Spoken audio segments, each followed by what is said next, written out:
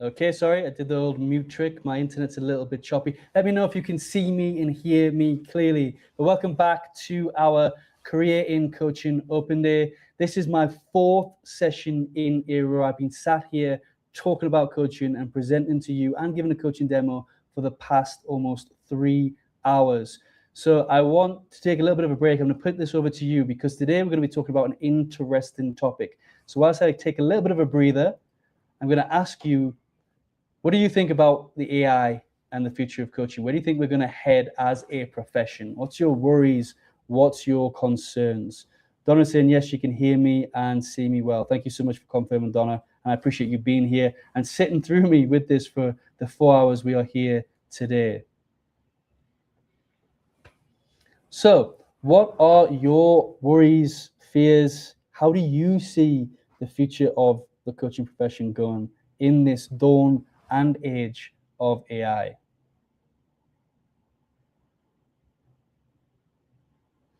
Let me know in the comments box. And then I'm going to open up with a few icebreaker questions that I've got to get you thinking about AI, a little bit of a true or false statements,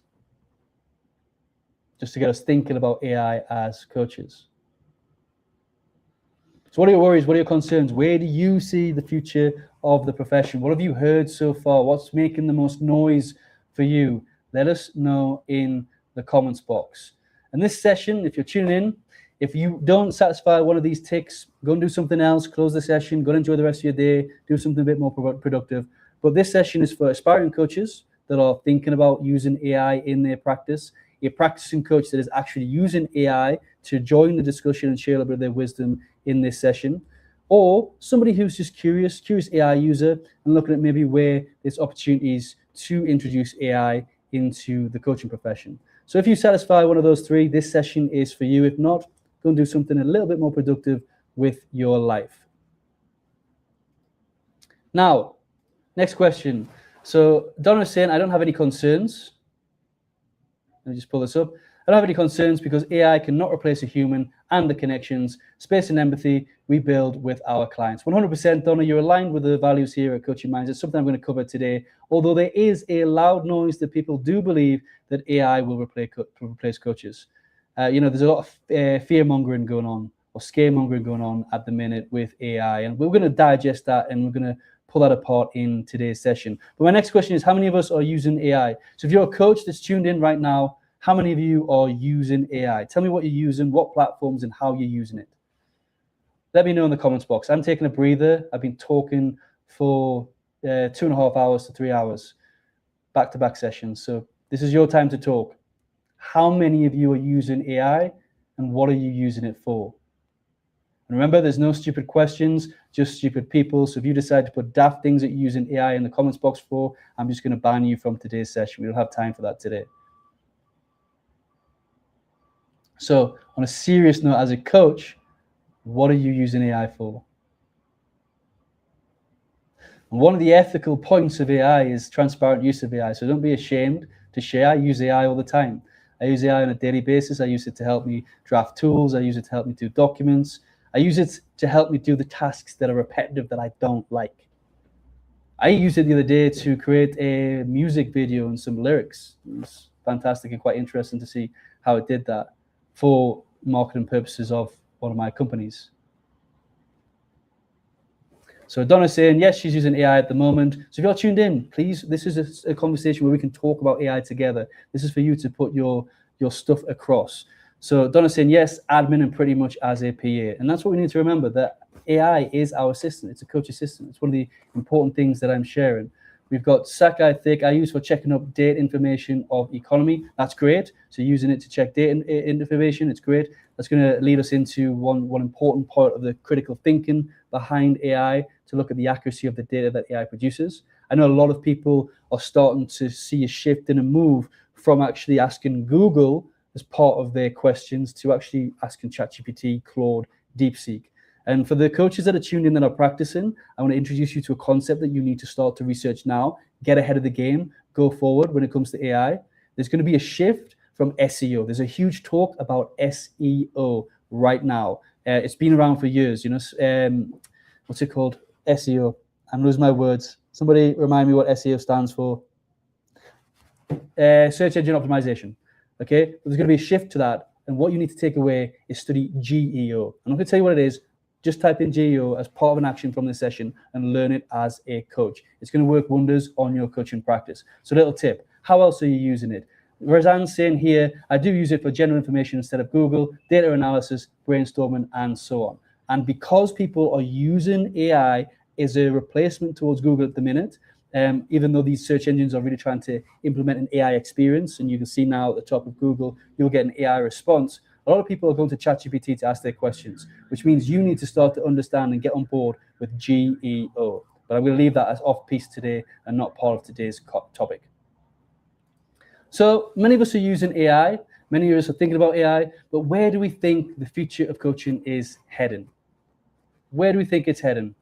Put your comments here. But before we get into that, and before I give you my thoughts, I just want to do a quick little bit of questions with you, a little bit of a quick round of true or false.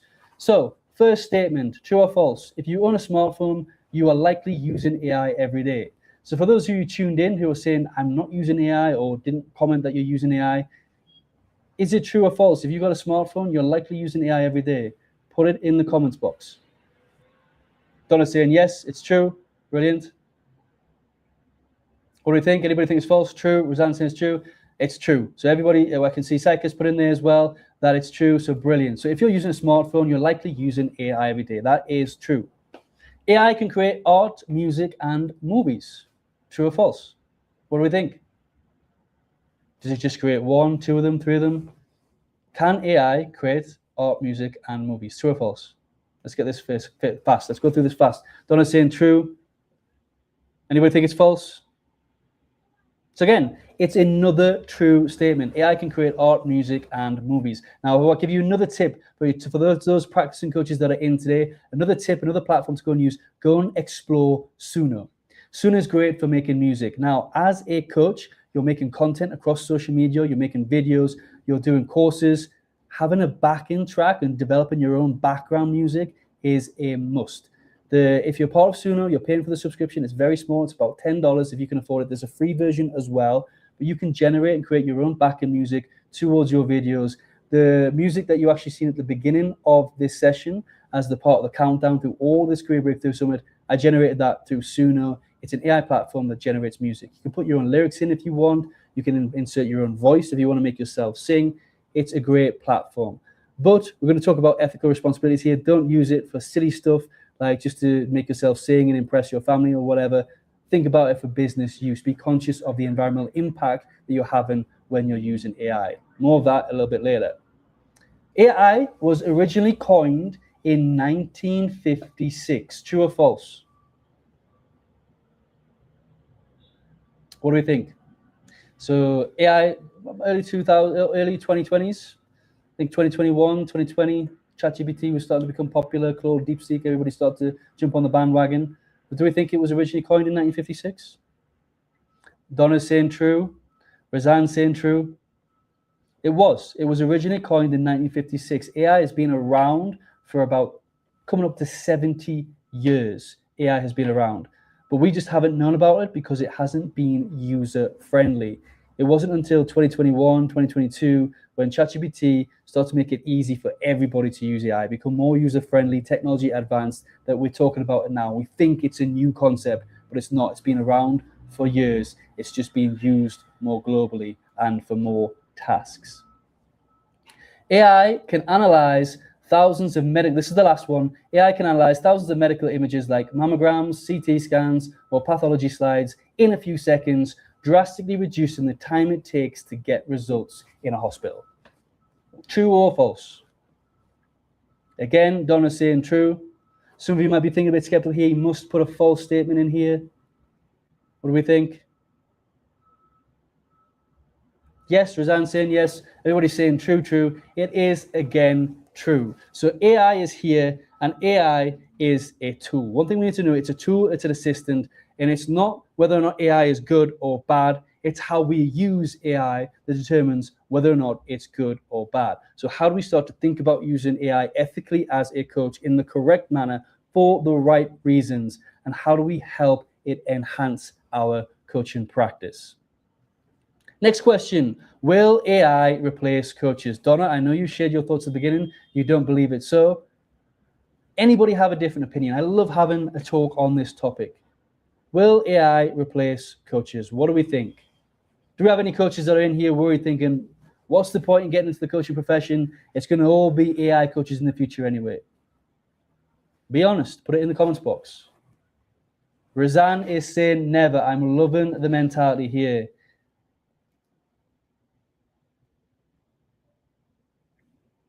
Will AI replace coaches? Anybody have?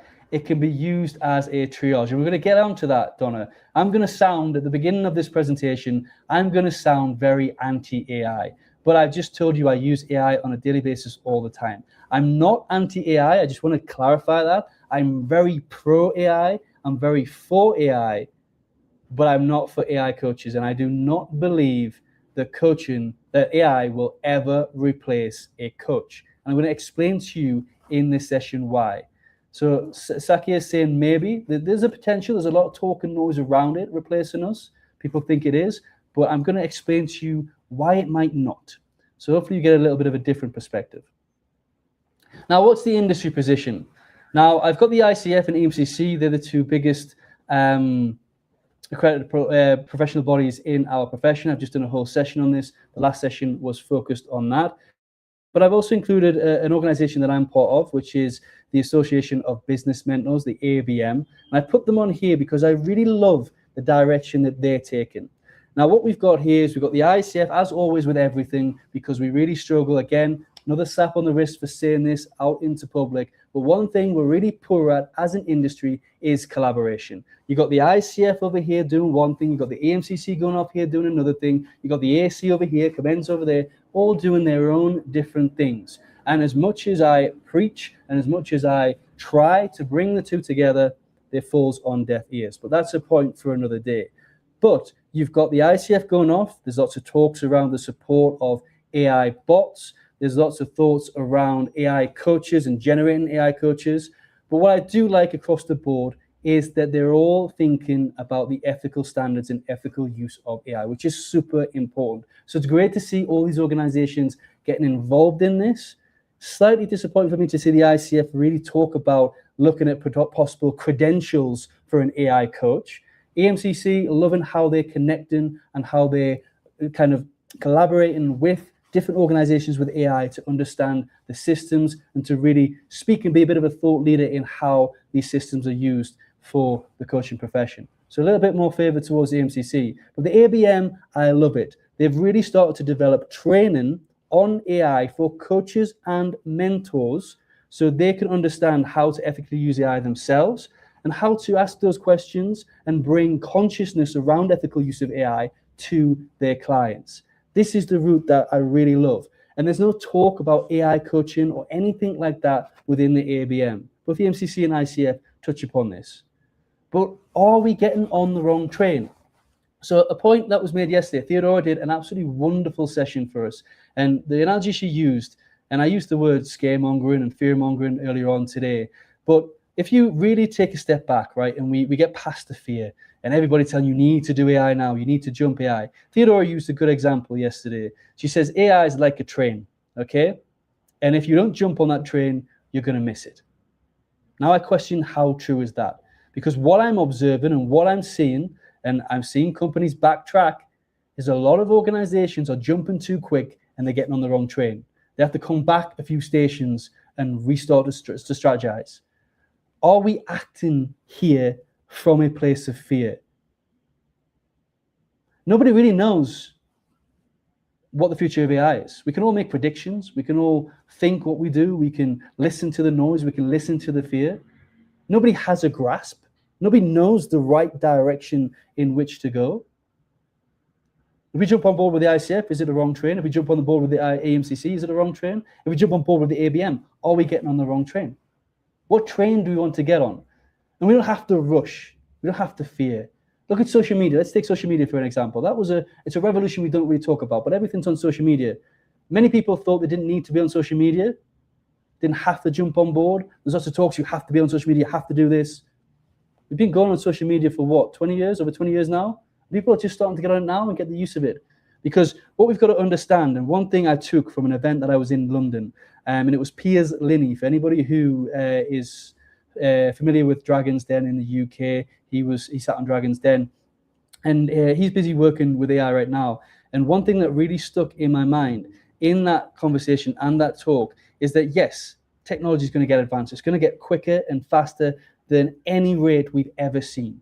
We don't need to be scared of that, because if we reflect and we think back, it's not about us learning how to use technology. Technology becomes easier for us. It understands us to become easier to use.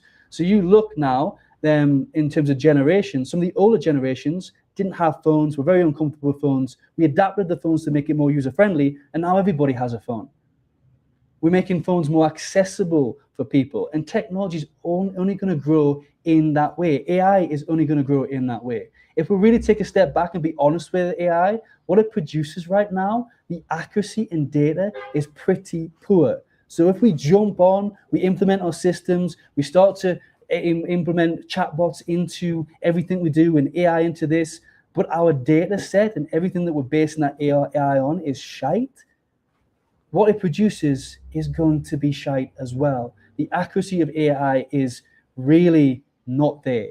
And what we're going to see that we haven't seen yet is a monopoly or a dominant organization, brand or company that's going to take over AI. We had Google that did it for the search engines. We've got all these different AI platforms that are trying to fight for that top spot right now. But in a year or two, it might happen a bit quicker. There will be one that comes in that dominates it, that everybody uses, and they've mastered it. Just like Google. You've still got Bing, you've still got Yahoo search engine. I don't know if that still exists, but remember when internet was coming around and you had different search options? Wait for that one, the dominant one if you want. What I'm saying here is think about your strategy. Think about your approach. Think about what AI is going to enable you. Don't just jump in out of fear. Don't get on the wrong train because everybody's telling you to. And if you don't do it, you're going to miss out. You won't. You can catch up. And the technology will make sure that you can catch up by how advanced it gets in the future. So put that in mind. That is my thoughts. Take it or leave it. And the final point I want to mention, which I really think this is where I think we're getting on the wrong train as a profession. And you can disagree with me or you can support me in what I'm trying to achieve here. But there is no such thing as an AI coach. As much as everybody tries to convince me, and off my last talk, I had articles about what AI can do and how they can do this, and in the future, it's going to do that.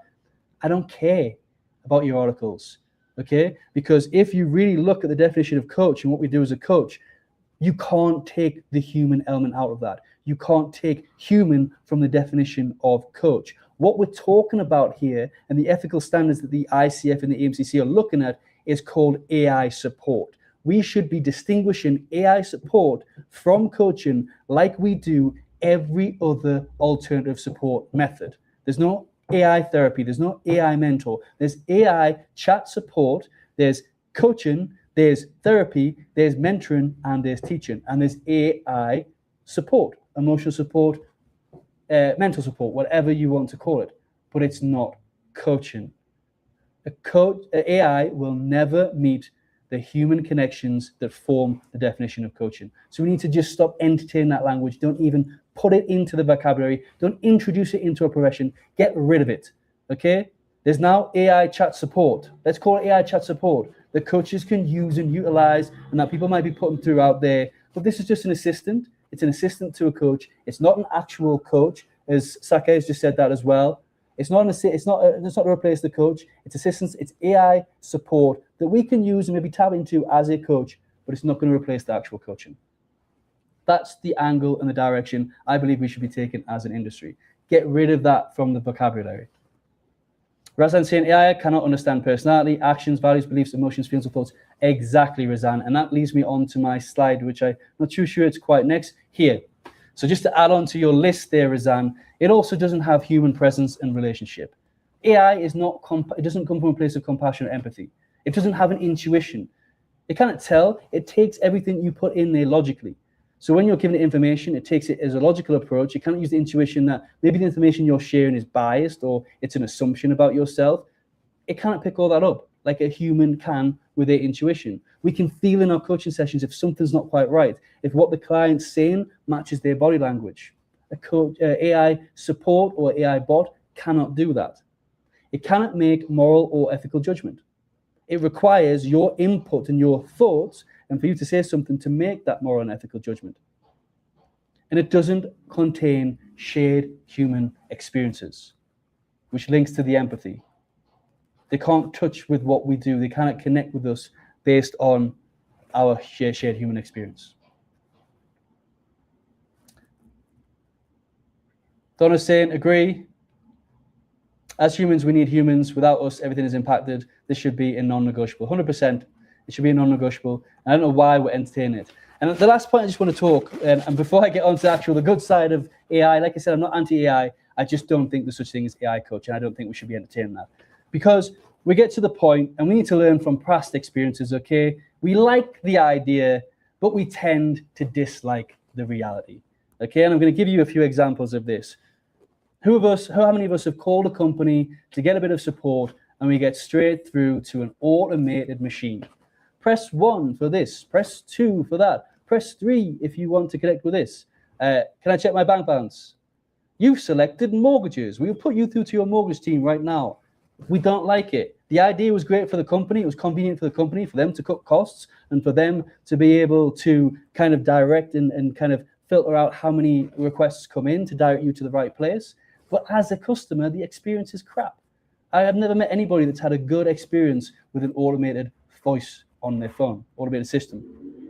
The other thing where technology's having to backtrack, going back to what I was sharing earlier, is in supermarkets, there's self-service checkouts. Great idea. In reality, customers don't really like it. Okay, we might get a little bit quicker. We might think it's going to be quicker. They're starting to get queues there now anyway, so you still got to wait in the queue. You get there, there's one person assistant. All the lights in the supermarket are red because beep, unexpected item in baggage area. And everybody's having the same issue, and all the lights are red. You've got one lady running around with a little pass scanning people through. But it's not great. We're losing that human connection. People don't like it. It causes us inconvenience. So again, with AI, it's at that stage where we like the idea, but we can potentially dislike the reality. And the way I look at it, and you can take your mind and imagination wherever you want with my comment here, but AI is like a toy, okay? It gives us a little bit of satisfaction. It gives us maybe a little bit of pleasure, but it doesn't give us the full experience that a human can give us. That's why the coaching AI will not replace coaches. And the direction that we should be taking as a profession, because there needs to be a profession that does this, coaching has the right fit, therapy has the right fit, is double down on being a human-centered profession. Whilst everybody else is using AI to replace their tasks, replace their people, replace what they're doing, coaching stays human-centered. We use AI for everything else, our AI tasks, everything, but we do not use it to replace that coaching interaction on a face-to-face basis. That's the direction that we need to head. Now, ethical concerns, I'm going to skim through this because I'm a little bit coming up to my time for today. But we've got some ethical concerns that we need to be aware of before we think about how we use AI as a coach. These are, first of all, data accuracy. I've talked about that earlier on. If the data is not accurate, you look at ChatGPT, it does, when you put it in, I've stopped using ChatGPT and I've moved to DeepSeek because the accuracy is absolutely terrible. You ask it for certain stuff, you research it, and it's not correct. It gives you the incorrect authors for certain quotes. It gives you the incorrect information that doesn't match what's on the web. The data accuracy right now is awful. And we need to be conscious where we use that as a coach. So a lot of coaches want to start to build coach bots, want to try and get ahead of the game and build it off the information on the website. But if the data on their websites are accurate, the information that AI coach bot is going to produce is going to be crap as well. So you're going to give them a bad experience. So be careful with that data accuracy. The other big issue is privacy and data. Where are we storing this information when we're introducing these AI platforms? Who's getting access to this? You know, one of the big shocking things I learned the other day is Mel Robbins, she advised her 10 million followers to input their financial information into AI software. And these people are leading our industry, are coaches. They're not. So be careful. When you're using AI, when you're advising, when you're giving tips on AI, keep confidential information out of those systems. Copyright, big issue as well. How do we know where that source come from? How do we know who wrote what? Does it belong to you? Do you own the copyright? Big questions around copyright. Environment, thousands and thousands, if not millions of liters of water every year to cool down the data centers. The amount of CPU units that are used just to power a couple of questions that we put into AI. It's going to have a massive impact on the environment. So how do we be conscious about the environment when we're using AI? So we're not using it for pap, and we're actually using it for something constructive. We're using it to enhance our business, not to put a video of Trump and Putin dancing on stage. Use it for something intelligent and something wise. Again, AI is a tool. Again, risk, loss of creativity and critical thinking. Theodora mentioned it, we talked about it on the panel. Two of the key skills of the future is creativity and critical thinking. The reason why companies and organizations are going to look for these is because so many people are going to lose it because they're too dependent on getting their ideas and thinking critically from AI. Stop it. Don't let yourself get into that place. Don't let yourself become dependent on AI. If you get a block, use it, but don't let it take over your creativity and critical thinking. And finally, the loss of human connection. This is where we come in as an industry to not lose that human connection. It's very, very important that we stay connected, we talk to each other, we connect with each other. That human connection is going to be important. We're going to see that shift, and it's up to us to make that shift as a profession. So as a coach, just to quickly leave you with a couple of things, treat AI as a coach assistant, not as a replacement for your services. Here are a few things that you can do, and in terms of getting that nice blend between coach and AI is you use the intelligence, the resourcefulness, and the speed of AI. You match that with your emotion, your empathy, and your intuition as a coach, and you're going to enhance your communication, you're going to enhance your creativity, and you're going to enhance the connection. That's the opportunity that we have if we look to blend the two together and use AI as our assistant, not as our replacement. Now, let's take a look at how we can use it in AI. We don't just coach as coaches. There's so much work that goes around to run our business, to do our marketing, to do our content. There's so much we have to do outside of our coaching session.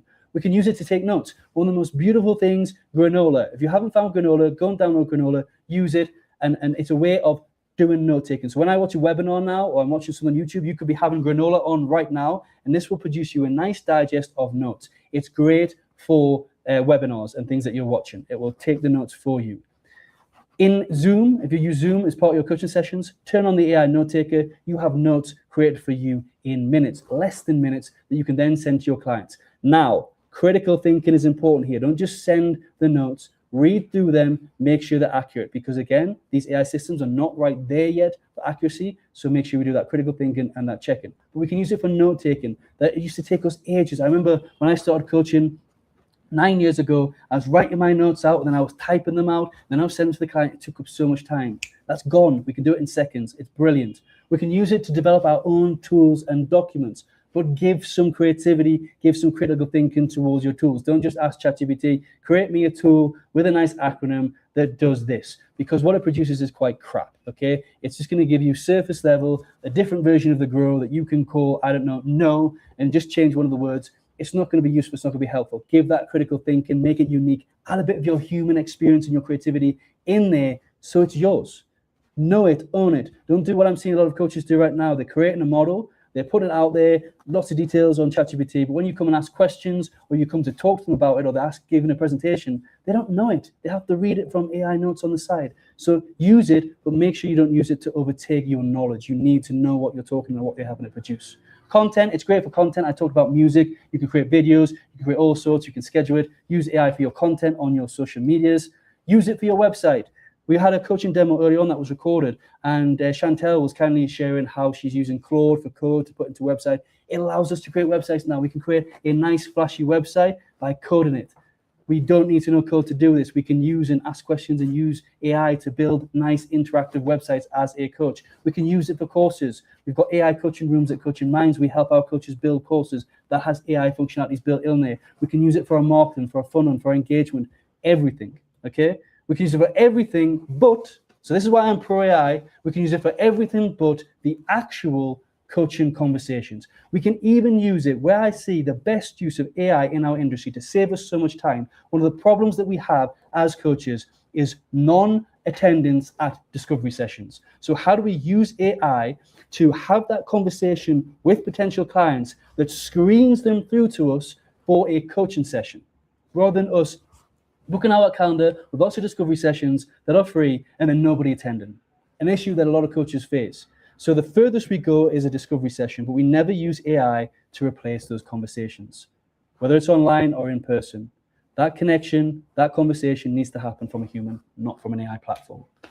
And I mentioned AI coaching rooms. I don't have time to go into it to detail today, but that is something that we have implemented at Coaching Minds. It's part of the subscription if you join us as a coach. We want to create the future of coaches. We want to help coaches really use AI to make their business simple, every aspect of their business really simple and really useful, so they can focus on what we do best and what we love best, which is those conversations with the individuals in front of us. So we can create them transformations and we can help them achieve their goals.